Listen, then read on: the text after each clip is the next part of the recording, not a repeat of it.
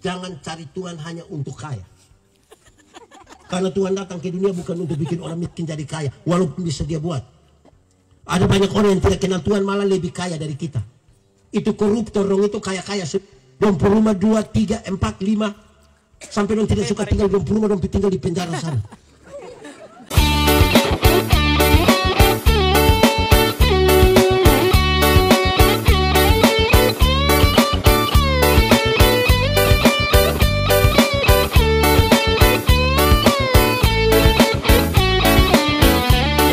Ketika manusia melangkah melewati batas dan berdosa, bagaimana tubuh, jiwa, roh. Saudara, pemulihan dari dampak bencana ini gampang sah. Memulihkan manusia itu yang susah. Dan kita mau bicara tentang pemulihan paling pertama, itu manusia. Sebab manusia kalau tidak pulih, kita yang bikin kembali bencana di tengah-tengah dunia ini. Oke. Ketika manusia melangkah melewati batas, dosa ada, bagaimana tubuh, jiwa, roh. Kita mulai pertama. Tubuh yang terkena dosa, terjadi 2 pergeseran. 1, tubuh yang terkena dosa itu anggap remeh perempuan. Tubuh yang kena dosa itu apa? Adam, kenapa kamu makan ini buah? Dia bilang, itu perempuan yang engkau suruh kasih di saya ini, dia yang bawa iman. Itu kalimat yang sama beratnya, yang tidak sama dengan ketika pertama kali Adam melihat Hawa. Waktu Adam baru melihat Hawa, itu belum jatuh dalam dosa. Waktu dia lihat, dia bilang begini, dialah tulang dari tulangku, daging dari dagingku. Berarti waktu itu dia mau kasih tahu, di engkau pun tulang itu saya pun tulang. Engkau pun daging, itu saya pun daging. Kalau engkau pun daging sakit, saya juga sakit. Kalau engkau pun tulang sakit, saya juga sakit. Itu waktu belum jatuh dalam dosa. Waktu jatuh dalam dosa, Adam bilang, perempuan sumber masalah. Perempuan racun dunia. Bayangkan kalau racun dunia begini banyak ini. Pesanya gampang, dengar. Kalau hari ini masih bapak-bapak suka anggap remeh perempuan, dia pun tubuh bermasalah dengan dosa. Kalau hari ini bapak-bapak hanya kasih sekolah anak laki-laki dan anak perempuan tidak, minta maaf, engkau bermasalah dan dosa. Kalau hari ini saudara masih ucap ini kalimat bilang begini, kamu perempuan ini sekolah tinggi-tinggi jus sama, pulang datang masuk dapur. Pernah dengar itu kalimat? Siapa yang ngomong? Sekolah tinggi-tinggi jus sama, bulan datang masuk. Ini yang kau bermasalah dengan dosa. Kenapa? Perempuan itu kita bukan. Di sini pernah ada masuk minta nona kok? Ada kok? Ada jubir di sini. Apa yang jatuh tadi? Yang biasa jubir siapa? Omong pakai bahasa adat, kita pun jubir di NTT ini kalau omong pakai bahasa adat, dia pun bahasa tuh kiri-kiri begini. Kami pun anak laki-laki ini sudah jalan ke sana kemari. Tapi tidak ada yang cuci, tidak ada yang masak, tidak ada yang timba air. Terus kita dengar, kita bilang, saya pun anak nona jangan coba-coba ada yang datang bilang, tidak ada yang cuci, tidak ada yang masak. Saya akan tanya dia, lu cari pembantu. Kita nikah dengan istri bukan dengan pembantu. Amin kok? Amin. Saya melayani di Sabu kira-kira 5 tahun. Di ini Pak Lisias Kampung. Kira-kira 5 tahun. Waktu itu saya belum nikah. Kalau jemaat lewat saya sementara cuci pakaian di sumur. Dia bilang, Pak Pendeta. Kenapa? Makanya. Saya bilang, makanya apa? Kawin sudah. Saya bilang, kamu otak ini tidak betul. Dorang kalau ke rumah pelayan, saya sementara sapu rumah, dia bilang, makanya. Saya bilang, makanya apa? Kawin sudah. Kamu otak tidak betul. Pak Pendeta, kenapa setiap kali kami suruh Bapak kawin, Bapak bilang kami otak tidak betul? Saya bilang, coba kamu dengar. Boleh jawab. Saya bilang begini. Kalau pakaian kotor, apa yang harus dilakukan? Kuat, apa yang harus dilakukan? Cuci, bukan kawin. Hanya orang gila yang pakaian kotor di sini dia bilang dia kawin dulu supaya ini. Pakaian kotor cuci bukan pikawin. Kalau rumah kotor apa yang harus dilakukan? Sapu, bukan kawin. Hanya orang yang otak tidak betul yang rumah kotor di sini dia pikawin supaya rumah bersih. Salah itu. Dengar, toh kemudian. Kalau ibu-ibu itu harus masak, harus cuci, harus timba air, bukan karena dia pembantu, tapi dia melakukan itu atas nama cinta. Tangan kasih ibu-ibu dulu. Supaya ada kesempatan dong sisi rambut. Kok kita pulang dong rambut yang Tapi yang kedua dengar. Tubuh yang terkena dosa itu membuat orang memberhalakan bagian-bagian tubuh tertentu. Bagian tubuh tertentu jadi berhala baru. Maksudnya begini, saudara. Dulu itu Adam dan Hawa itu dua telanjang saja. Dua telanjang sama, tidak ada masalah. Adam telanjang ikut situ, Hawa telanjang ikut situ, tidak ada masalah. Kita pun dong sekarang pakai pakaian semua, tapi masalah kepung banyak. Betul kok tidak? Jemaat, ini masalah bukan gampang. Dia menjadi serius karena penghargaan kemanusiaan itu menjadi rusak. Penghargaan menjadi rusak. Saya kasih contoh Saya kasih contoh.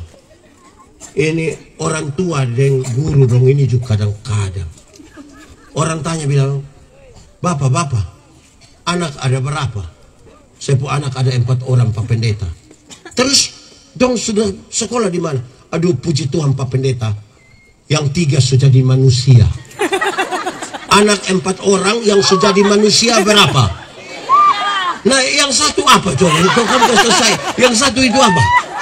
Jadi kalau kamu tamat SMA kok kamu tidak ada kerja, kamu pun bapak bilang kamu bukan manusia. Karena kita pun penghargaan kepada orang itu karena dia punya jabatan, bukan karena dia itu manusia. Kalau saudara ikut acara-acara kenegaraan tuh, dong sambutan begini. Bupati Rotendau yang kami hormati, camat Ndau yang kami hormati, Bapak Ibu guru yang kami kasihi, Ibu pendeta yang kami muliakan. Wih, suara bagus, mamati ya. Tapi kalau penjual ikan lewat kita panggil bilang ikan. Penjual ayam kita bilang, penjual sayur kita bilang, penjual kacang kita bilang, penjual tomat kita bilang tomat. Dong ada namaku tidak? Kenapa panggil tomat?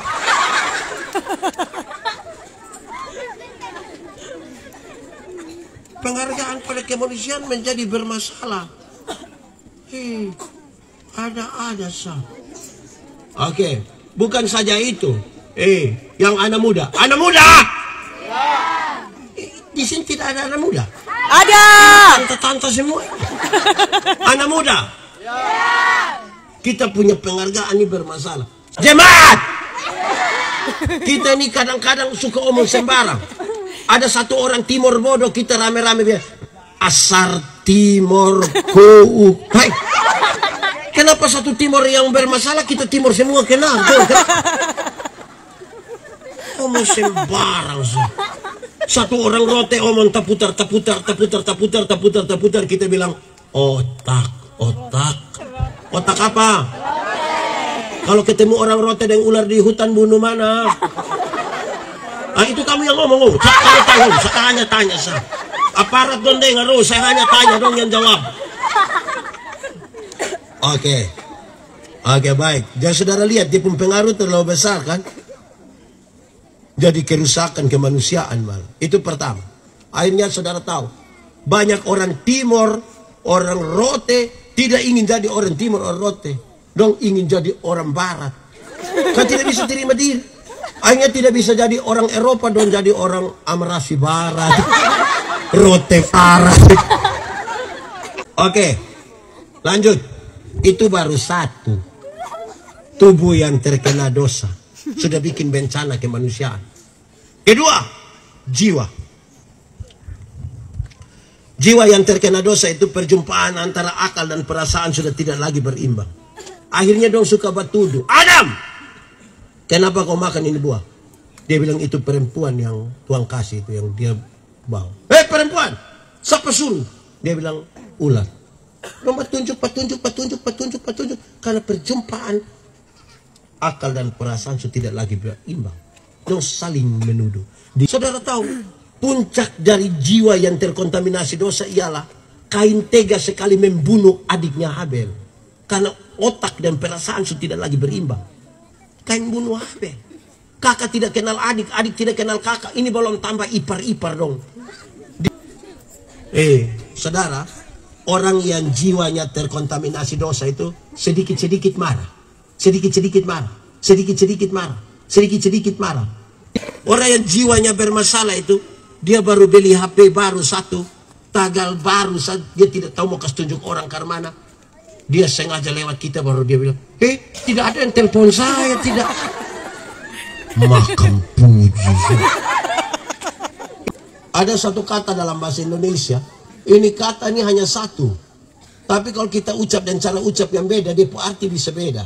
Itu arti, itu kata itu ialah kata cocok. Coba saya ucap dan cara ucap yang beda, saudara tangkap dia pun maksud. Kalau saya bilang begini, cocok, saudara tahu artinya? Apa artinya? Pas itu, cocok, serasi, mantap, besti. Nah, kalau saya bilang apa? Cocok. Tapi coba kalau saya bilang begini, cocok, bisa tangkap dia pun arti. Kalau don suami istri itu ketemu hanya bakalai setiap hari, tetangga yang dengar bilang apa? Cocok. Di itu rumah itu kerja hanya bamaki, saya yang dengar bilang apa? Cocok. Dong bakumpul di mana-mana tuh hanya untuk omong orang pun nama, yang lihat bilang apa? Cocok. Bisa tangkap ya dia arti ya. Yang ketiga, cocok itu paling bagus diucapkan oleh orang alor. Di sini ada orang alor? Mana coba? Mana sudah, kita jangan omong dong. Orang alor itu kalau mau omong cocok tuh bagus sekali. Dia pun kaki kiri agak di muka begini. Dia sedikit tondok, mata dikasih begini, sedikit sinis, baru dia bilang begini. Cocok.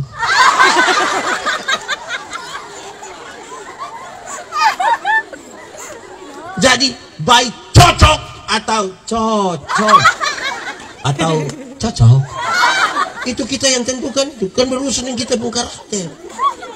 Amin kok. Saya paling jengkel yang bapak-bapak yang sedikit-sedikit bilang, saya kalau kiri betul. Memangnya lagu. Iya kak. Ada bapak-bapak yang sedikit-sedikit, saya kalau A. Saya kalau B. Hai, yang AB itu anak TK. Oke. Sedua. Tubuh, terus ketiga, roh. Kita bicara roh. Oke. Roh yang terkontaminasi dosa itu dengan hari itu dia memutuskan hubungan dengan Tuhan Allah. Dia bilang, Adam. Kenapa dia jawab di sini? Adam.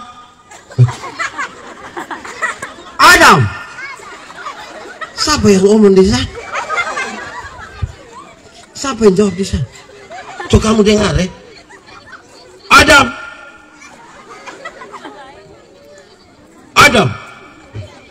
Lu pun nama siapa? Dia pun nama siapa?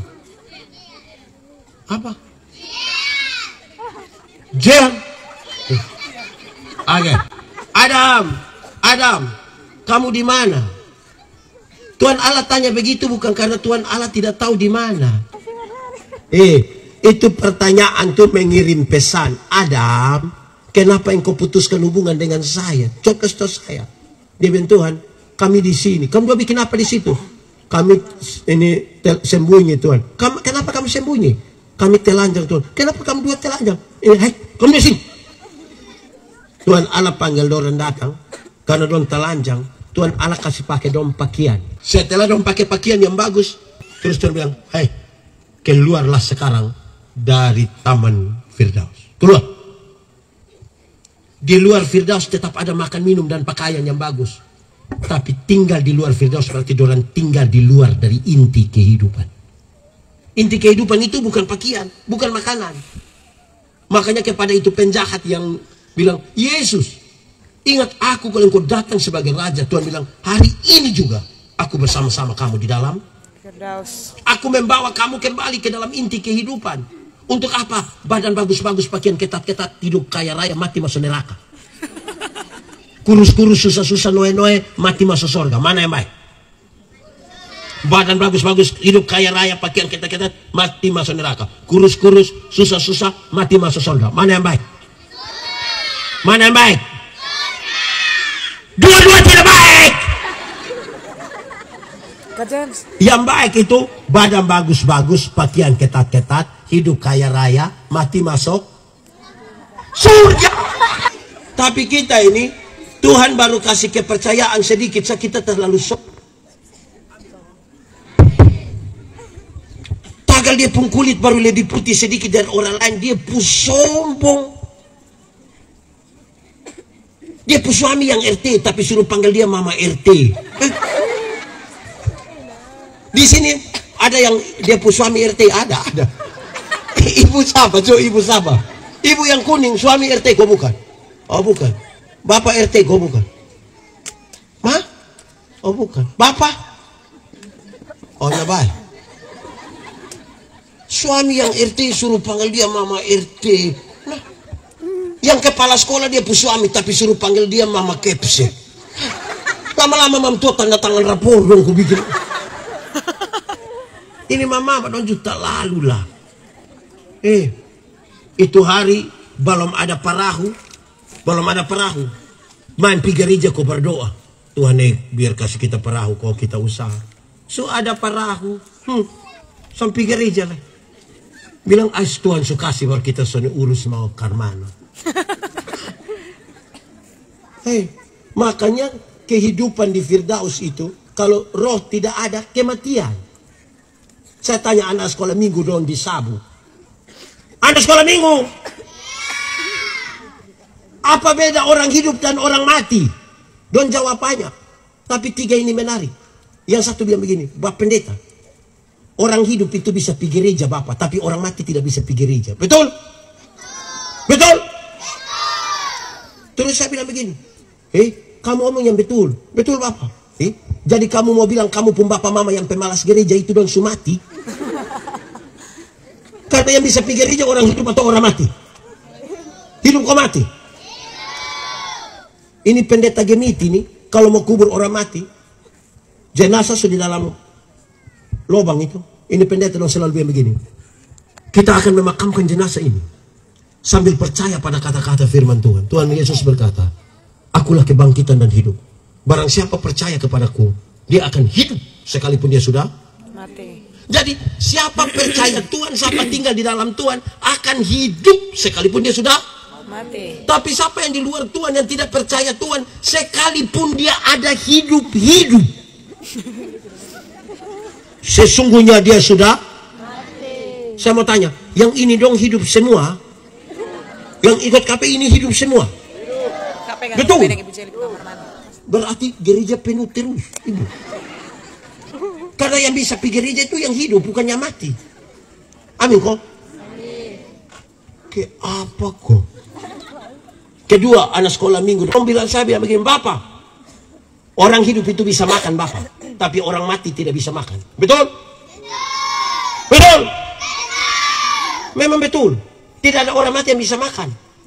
Siapa yang sudah mati 3 hari kita belum kubur juga dia bilang, hai, bubur jubai. Tapi masih banyak orang Kristen ini, dompi kuburan, dom bawa makanan. Betul kok? Orang tua masih hidup, dom tidak kirim beras 1 karung kok. Ya orang tua mati berdomba babi besar 1. Itu juga utang. Sampai sana sengaja pukul babi pun perut. Ini nih. Jemaat, anak-anak,